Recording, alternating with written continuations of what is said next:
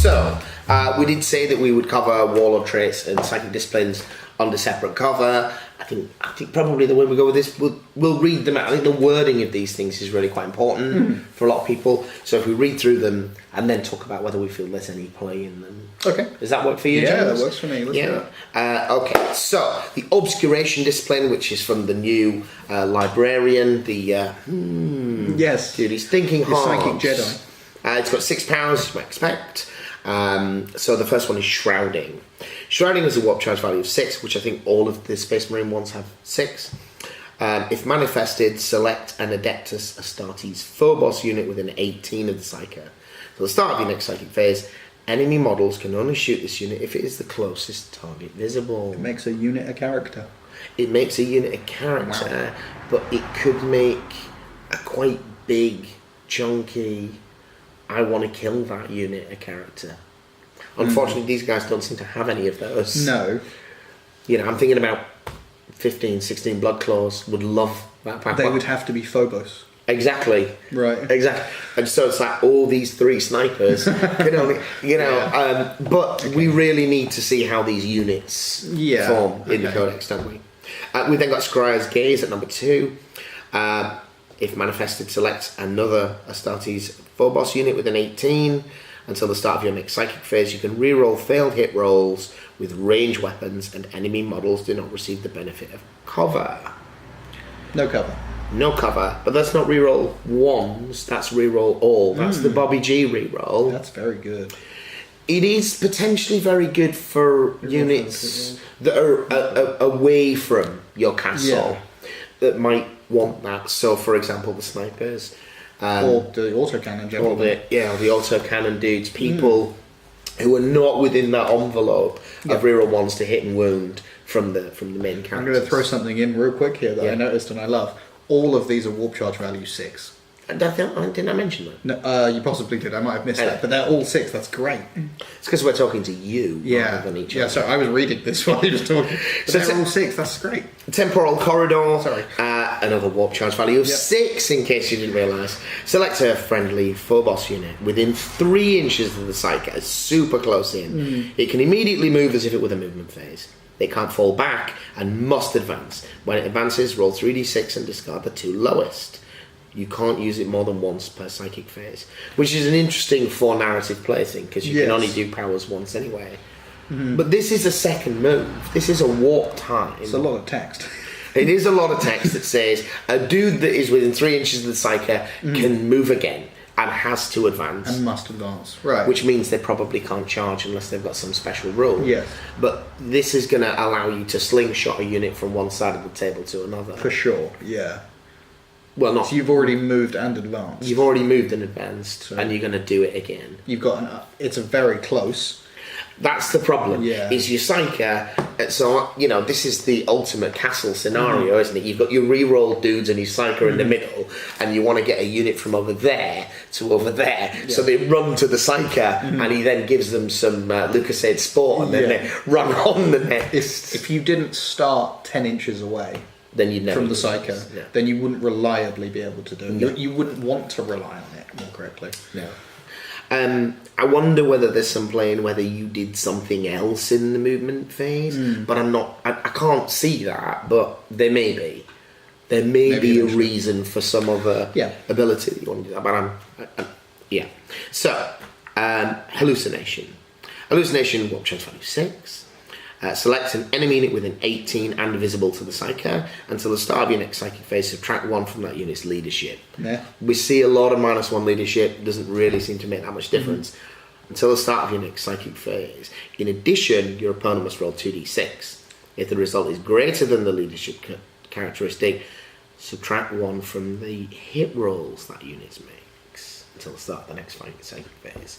So that What's the likelihood of that happening? So you've got probably leadership 7 or 8 unit.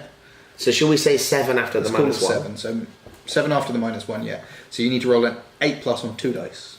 Yeah. Which is statistically slightly above average. Yeah. Very slightly above average. 7.5, no, 2 dice, sorry. Where are we on 2 dice? Yeah, 7 is the average on 2 dice. Yeah. So 8 is slightly above average.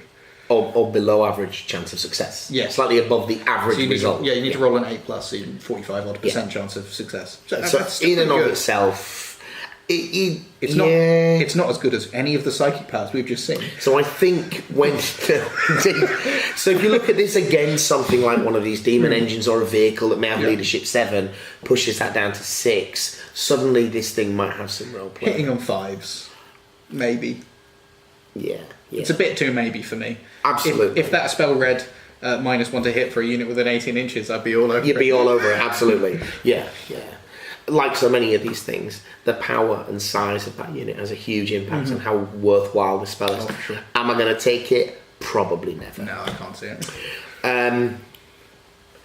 Tenebrous Charge.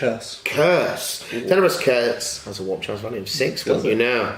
Select an enemy unit that cannot fly and is visible within 18. The unit suffers a mortal wound.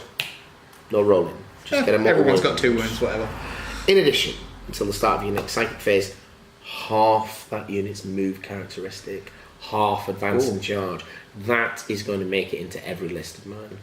I was expecting that to be a spell where you caused a mortal wound to your own unit and it could fly now. Not screw someone. So if a unit is on the ground, one moment, please. I need to reread move, this. advance, and charge. It's a Thunderfire cannon in a spell. Wow, that's so good. As a Space Wolf, I'm not sure I can get that any other way. I definitely can't have Thunderfire cannons, which I would get just for that ability. That is a powerful spell. It is, especially because it goes off on a 6. How many psychic powers can your main psychic man use? 2 and 1? So 2 and deny 1? Stuff. He knows 2. Can he cast 2? I think he can. That's the standard librarian profile. We did talk about this. Attempt to manifest 2 psychic powers. Yeah, 2. Okay. 2. And I think the mortal wound is a freebie there. Yeah. I'm using this ability for the ability. Oh, for sure. So again, that's Storm Boys, Pals of Orcs, Gene Stealer Blobs, 20-man units of Plague Some Marines. Death Guard who are about to charge you with a bunch of axes. Anybody that needs some Corn Berserker, Yeah. pot, half move, half advance, half charge, you ain't coming this time. Yeah, mate. good luck with your double attacks. They ain't here. Yeah. Wow. Miss so go. good. That's so good. What's Mind Raid? Mind Raid is the weird one. Okay. Mind Raid is probably should say it for narrative play, to be honest. Right. Mind Raid is a warp charge value of 6. It's manifested, select an enemy model 18 that's visible to the Psyker. Okay. That model suffers a mortal wound. Nice, because the mortal wound is free. That isn't why you're casting this spell. If your army is battle forged, the model you chose as a character, roll 3d6. If that's higher than their leadership characteristic, Very likely. you get a free command point. Again, the wisdom in your mind, in a mind raid. Those last 2 are the ones I'd take. I mean, I think the Shrouding's potentially got play, but only if you can get some big units of these guys. But also, what we say about these last 2 is these are not Phobos units. No, they're not. These are things I do to my enemy. The earlier ones, they improve only that portion of your army. The first 3 are buff and the last 3 are kill. Yeah. Basically. Those last 2 are the ones I'd take. Absolutely. I would take Mind Raid partially because I would feel less bad about taking Tenebrous Curse, which is an obviously very powerful spell. And you feel you're getting a poor smite for free. Yeah. In amongst that. Oh yeah. And addition that mortal mixed in wound. for nothing. But I love the idea of just stealing their secrets. I know what you're up to. So telling command, phoning it in.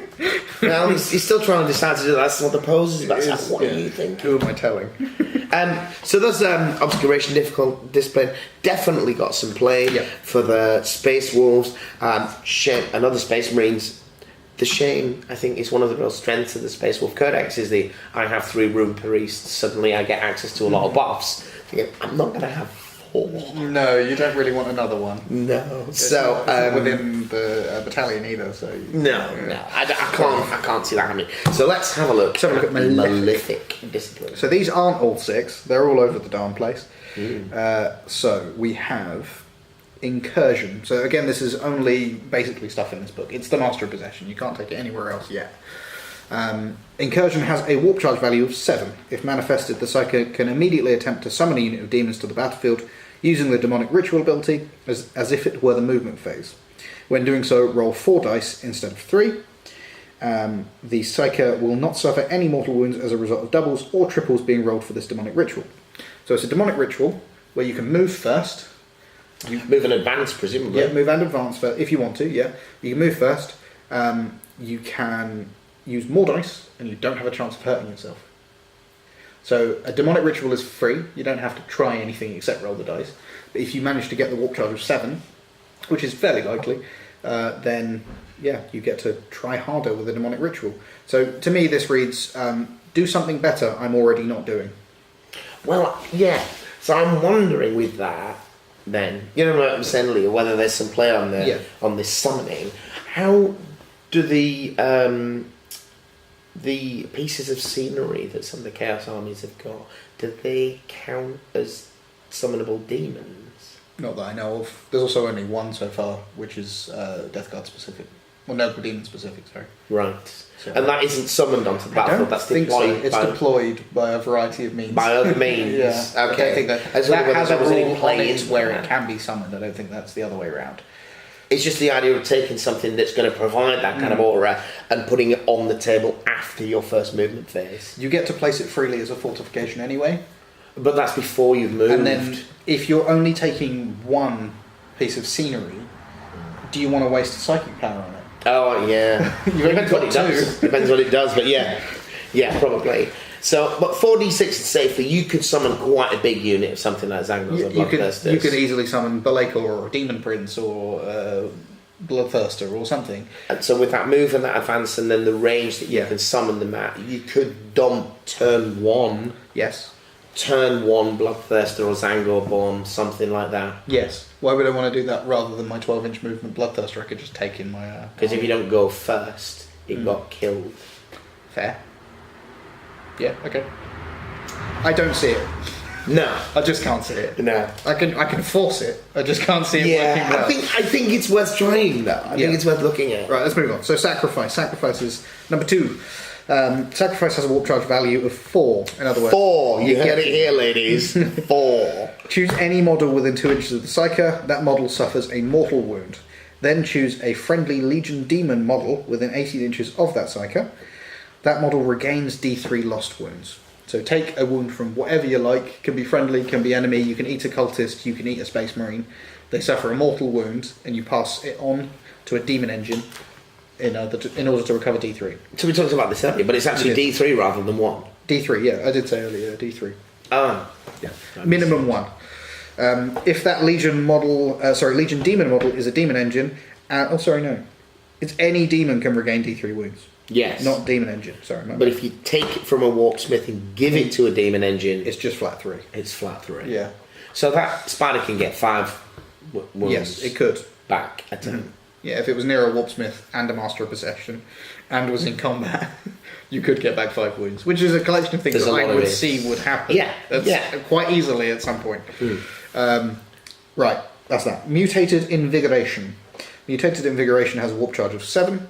If manifested, select a friendly Chaos Spawn, Legion Possessed, or Legion Cult of Destruction unit within 18 inches of the Psyker. Until the start of your next Psychic phase, that unit will gain a bonus depending on what unit it is, as follows. If it is a Spawn, you can reroll the dice when rolling for the Mutated Beyond Reason ability, which is... Sorry, I got a message. Mutated Beyond Reason, which is the number of attacks that they get. No, sorry, the different type of attacks that they can do. Their random attack profile. They're weird. Yeah, they are weird.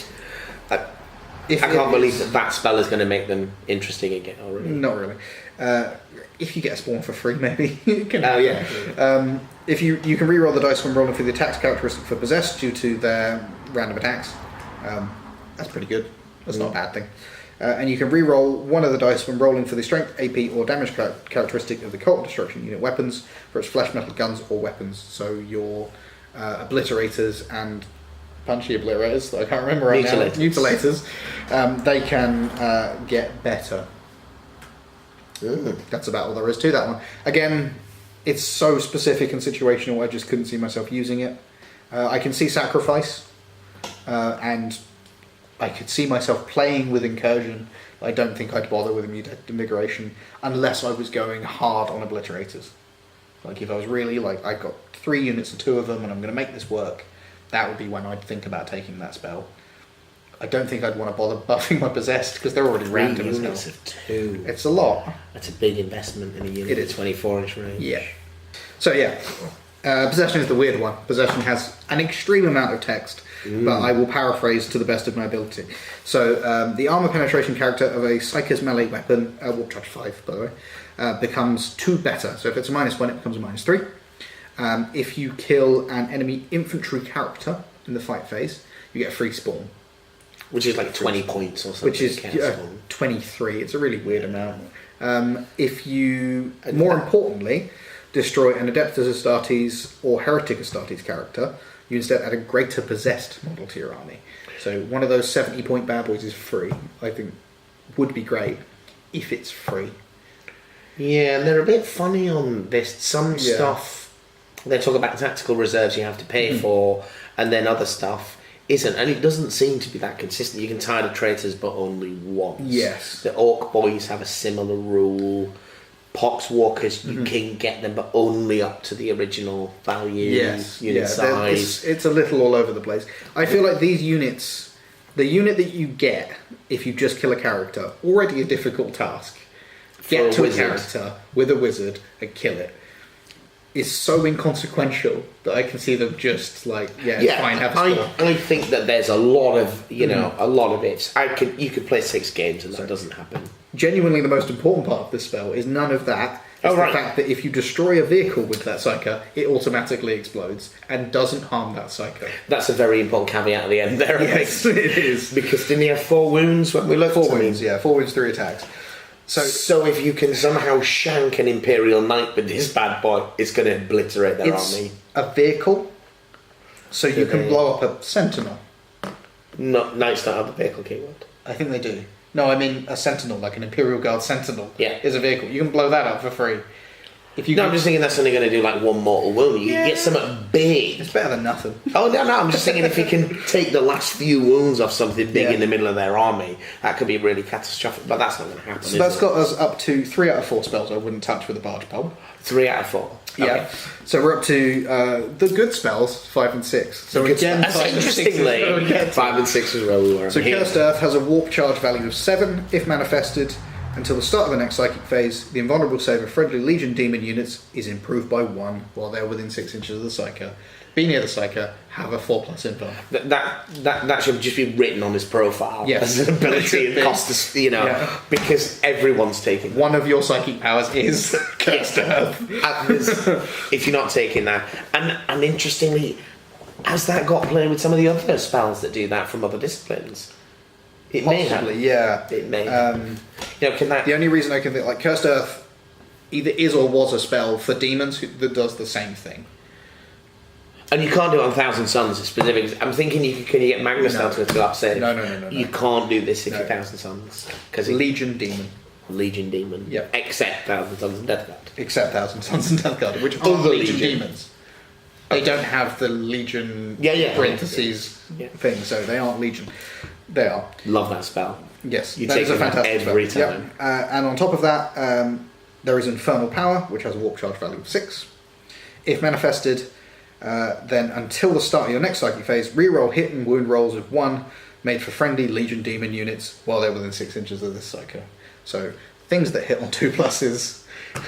It turns him into a lot. Is it for everyone? You have to pick a unit. Legion demon units within 6 inches of the Psycho. So he becomes basically a demon prince for a turn. Yeah. Legion demons, which is what demon so prince. So you turn up. You've got 2 spells that you can manifest. One of which is I want to be. You make all your guys have a 4+ invulnerable save. Hits and wounds. It's better than a demon. It's a lieutenant and a lord. Yeah, it's fantastic. They're both great spells. So 5 and 6 are the spells I'm taking. If you've got a Sharpie at home, just draw a box around these 2 and ignore the rest. Sacrifice is definitely going to see play. Scryer's Gaze, oddly enough, also 2 is definitely going to see play. Do you reckon? I think Scryer's Gaze is a good one. I think Shrouding's also a good one. I think you have 2 bad spells, whereas I have 2.5 good spells. I just think I have... Yeah, but I think we both have 2 really good... Yes. Okay, the heal is so good. It's fantastic. But these are better still. Yeah. They're better. I would have to consider not having 4+ invulnerable saves on everything within 6 inches of my cycle to take that, because I'm probably taking Infernal Power, because of the reroll once. So the Obliterators are 3+ to hit. So they're now on. It's the reroll of 3+ once. reroll That's once. hard to find in a lot of codexes. There's- You say lieutenants, but you don't have lieutenants, do you? I don't know. Where do It's you not- get +1 to wound from? Reroll once to wound. You generally don't. I'm not sure. No. You either reroll wounds or you don't. Yeah, you might have a Legion ability that lets you do that. Yeah. Yeah. Anyway, that's them. So Like that's the Malefic Disciplines. So that is the 2 disciplines that we have. 2 disciplines. I think we've they've got play. I think they've got a lot of. We've been fairly confident in saying which ones we like and which ones we would not play. If there is some change in how Incursion and Possession work, so that you can summon units actually for free, then they would see play substantially more. Yeah, so I guess in a situation where you could choose your spells at the table, you know you're playing Space Marines. Once it's clarified, you can have this greater possess for free. Like, do you know what? You're gonna ditch Cursed Earth to get that. If I can sit down, stab you a Space Marine hero, look at the meta, and then decide which set of demons I want to bring for free. Even if it's like you can do that, but you've got 250 points of demons that you're allowed, and you have to put them down on your army list before you start, then I'm happy with that. That's great. That's still amazing. It's 250 points of free stuff. You can't go wrong, but that's unlikely to happen because it's 250 points of free stuff, and you can't go wrong. No, I understand that was one of the big problems with 7th was detachments that gave you 250 points worth of free stuff. Yeah, just that's all anybody played. Blue horrors everywhere, just summoning things all over the place. It was completely. You had demons, which were a bad army. They weren't a good army. But then you had. Well, if it was mostly free, then you had a 1,500 point game where you ended up with 3,500 points of stuff, and it was just amazing. And also, I wish it never happened. So, Warlord traits. Do you want to reverse on? Do you want to go first? So, the Warlord traits for these guys. So, a Chaos Space Marine Psyker character takes these. So this is specifically that dude. Yeah. No, a Chaos Space Marine Psyker character. So a sorcerer from the other book or a demon prince can take these because they are a Chaos Space Marine Psychic character. Right? Yeah. Or in the case of this box, it has to be the wizard. In this box, yes, it's the wizard. So you can generate a Warlord trait from the following table instead of the one in the Warhammer 40,000 rulebook. So it doesn't replace the ones in the Codex, it replaces the rulebook ones. Couldn't tell you why. So the first one is your Warlord knows 1 additional psychic power from any of the disciplines listed on their datasheet. That has actually got some play, given the fact that they're 3 that you really like. Yes. Not complaining. I'm not saying this is the one I'd take. If I rolled a d6 and I got that, I wouldn't be unhappy. Yeah. Your Warlord can attempt to deny 1 additional psychic power. Your Warlord regains 1 lost wound each time it successfully denies. No, it's not great. You have to deny something, which is unlikely in the and first you have place. to have taken wounds, and to be honest, most Chaos armies have got quite a few psychers in them. You've got a lot of deny in there. You can do it, yeah. There's going to be a demon prince. There's going to be Or 3. How many demon princes can I take? Yeah, how many can I fit right now with the points I have? There is that was Devourer of Magic. We have Reader of Fate. Once per battle, you can reroll a failed psychic test or deny the witch test for your Warlord. In addition, if your army is battle-forged, roll a d6 each time your Warlord successfully manifests a psychic power. On a 6, you regain a command point. So, your Warlord. Yes. You've got 2 rolls a turn. On a 6, you might get 3, a command you point. might have to deny. You might have to deny. So potentially 3 rolls. 3 Every other turn, you get a command point if you're really rolling all the dice. Yep. So across a 6 to 10 game, you get 3 command points. Rerolling a failed psychic test is something you can do for a single command point anyway. But is this reroll? But do you get to reroll the test? So you get to reroll both dice? Yes. No. So, I don't mean you reroll 1 dice. I mean that there is a rule Chaos Space Marine command point usage. That allows you to reroll the test. Demonic Familiar, I think it's called. That just allows you to reroll the test anyway. Yeah. So this is a waste of time.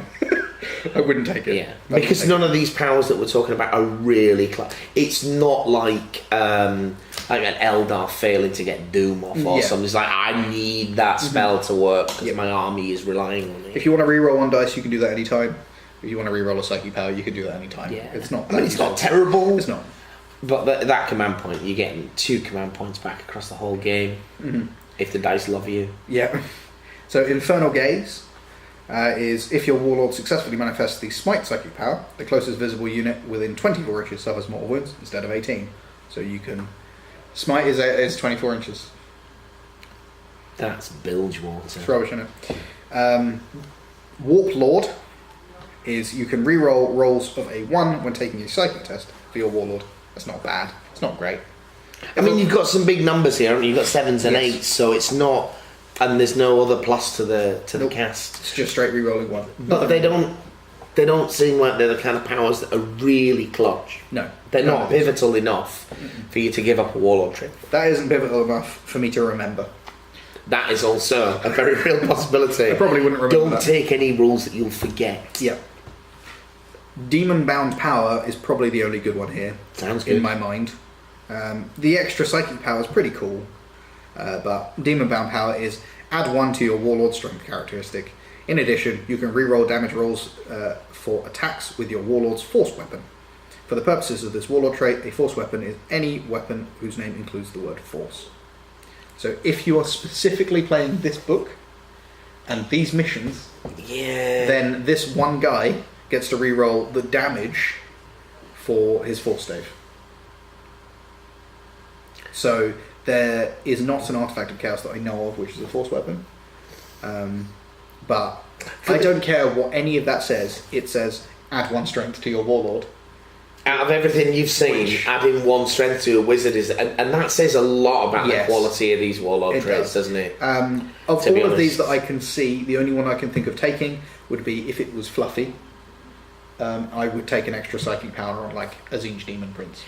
Even just playing this box, I think being able to take the heal as well as the other 2, the sacrifice as well, I'd probably go for that to give you that flexibility. Yeah. I don't think I'd take any of these. well, when we play, you're going to have to pick one. You're going to go for the +1 attack. Or was it our strength? I don't know.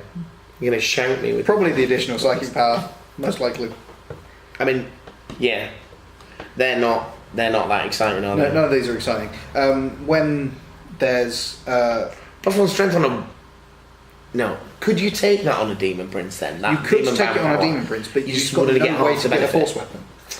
No, but if you +1 strength, you got to 8, and that's pretty significant. There's a 7 to 8. There's a Chaos Space Marine one from the Codex that's +1 strength. It's the same thing, except you get this bonus that you'll never use. That you'll never get to use. Yes. And that one has +1 wound. You regenerate a wound every turn. I'll take that, thanks. Yeah. Yeah. Even on someone whose wound's 4, I'd still take that. This guy can be clutch to what you're doing, especially with the spells that he has. I'd rather have the capacity for him to not die faster. I think not dying is always good with your Warlord, especially. Especially when it gives away points. Gives away points. Let's move on to yours. Raid is mine. I'm just going to close this up. Warlord traits then for the Space Marine Vanguard Space Marine. Yes. A Phobos character. A Phobo character.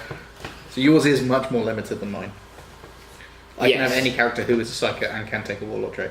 Alright, yeah. So this has got to be... I don't know whether we mentioned earlier, the Phobos keyword is added to Reavers. I think we might have discussed I didn't know that. it. I don't remember that. Because they've got the same hockey socks and all that kind of gear. Yeah. They are going to have that added in an FAQ. So, or something similar. So the 6 Warlord traits. And I think these Warlord traits, unfortunately, as a Space Wolf player, the way Space Wolf Warlord traits with the sagas, you get a personal buff if you achieve an objective. It becomes a wider buff, an aura effect.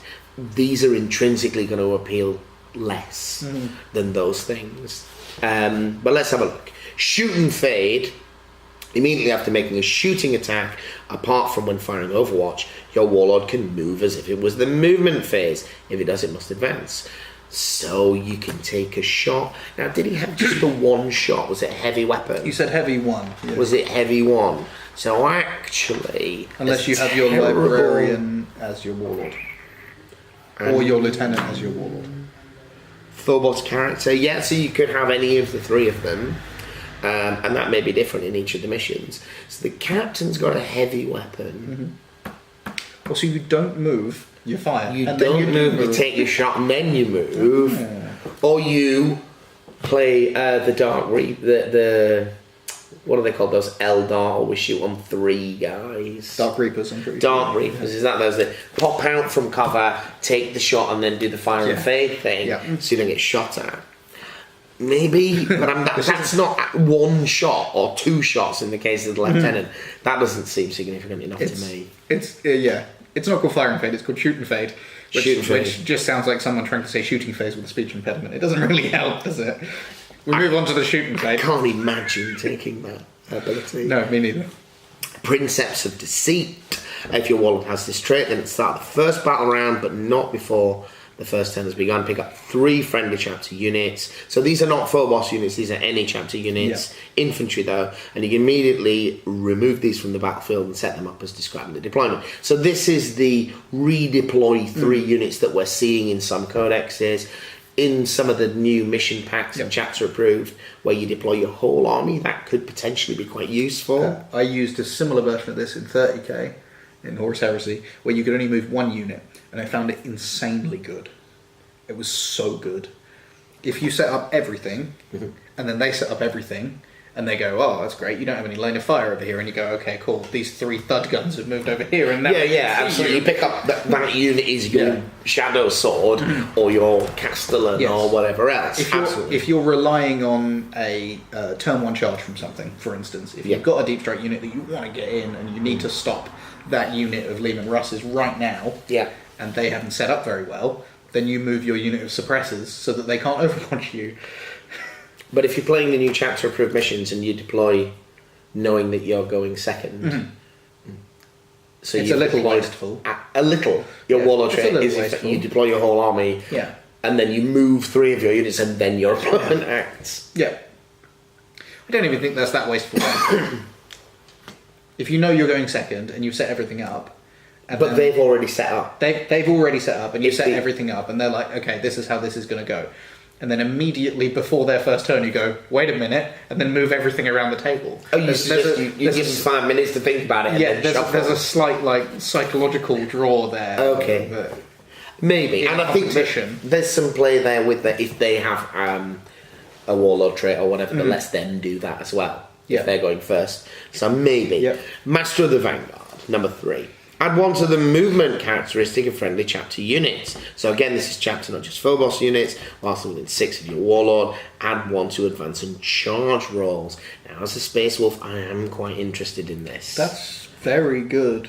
Well, so this is only things that have chapter. It's just chapter. Yeah, so that's Space Wolf or Salamander or whatever else you like. So this guy, Master of the Vanguard, gets around +1. Move, advance, charge. That really changes the maths on turn 1 charges for a lot of units. That's amazing. For everything within 6 inches of him or her. Yeah. No, him in Space Marines. That's crazy. Yeah. That's a real Potentially. But that's movement when they start within 6 of him. So you're playing Spaceballs. If you take Wolfen, then they get their +1 move when they already have a huge move. Like, there's a big difference in that. Yeah, well, I'm looking at things like Thunderwolf Cavalry, but also the Wolf Lords themselves on Thunderwolves and jetpacks and stuff. They've already got a big move. That's true. Yeah, they can move to where they need to get extra movement out of someone. They can squeeze that little extra out of a unit.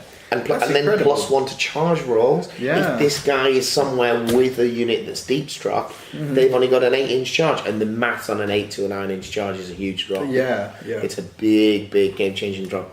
Right, so Master of the Vanguard looks pretty good. That's the kind of Warlord trait I'd be looking for. It's the kind of thing you test. As an assault army. Yeah. Okay, cool.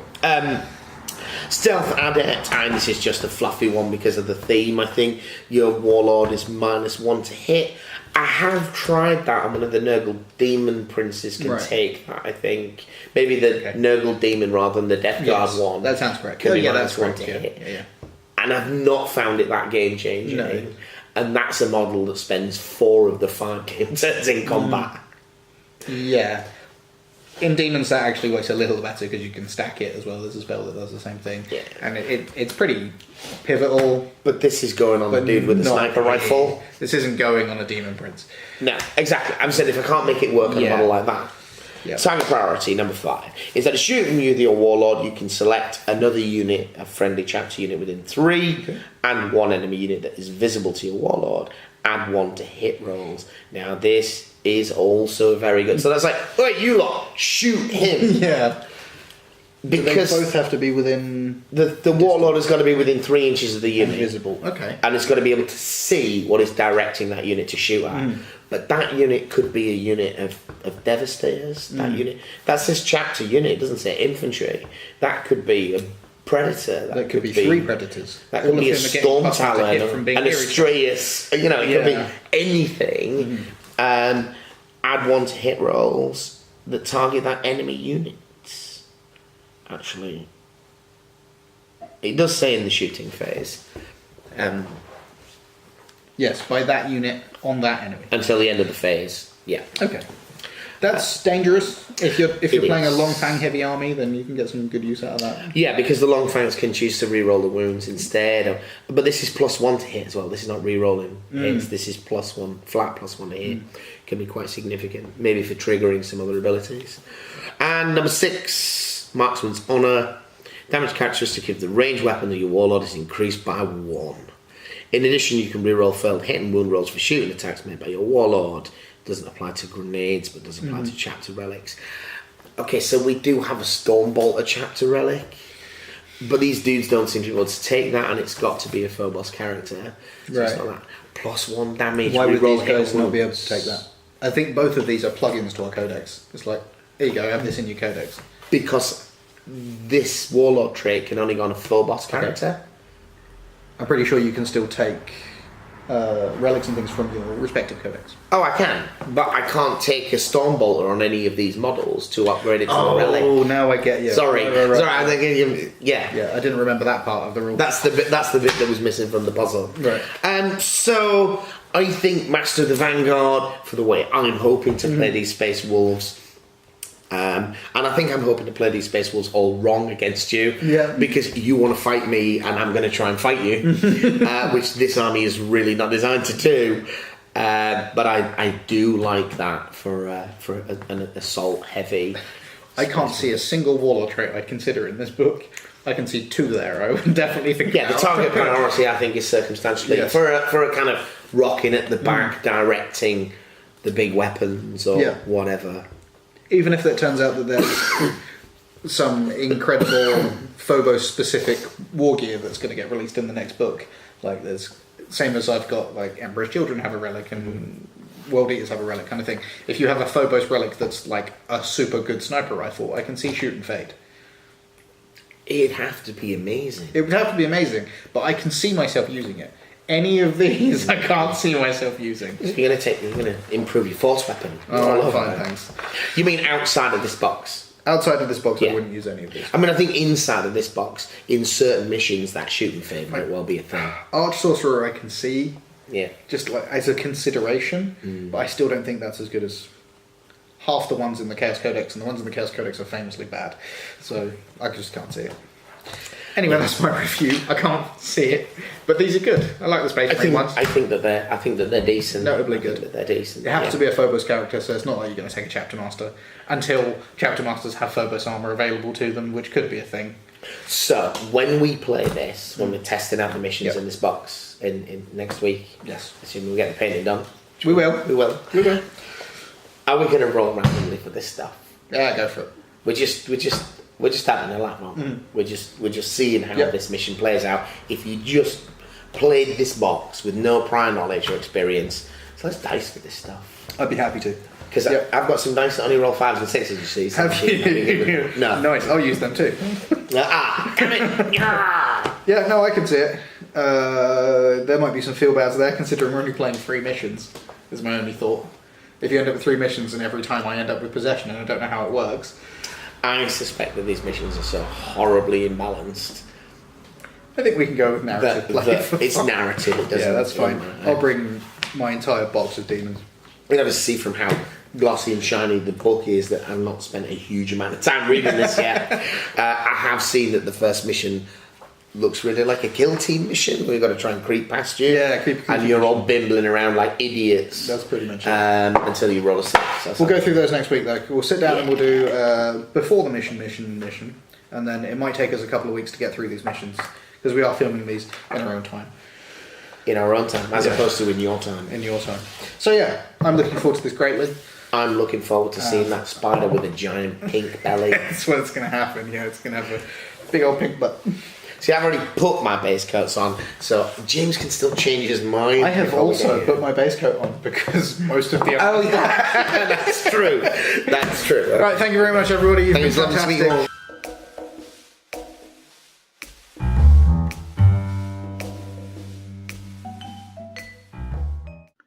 This video, as with all our videos, brought to you by Ahh Geek Out, your local gaming store for all your geeky needs.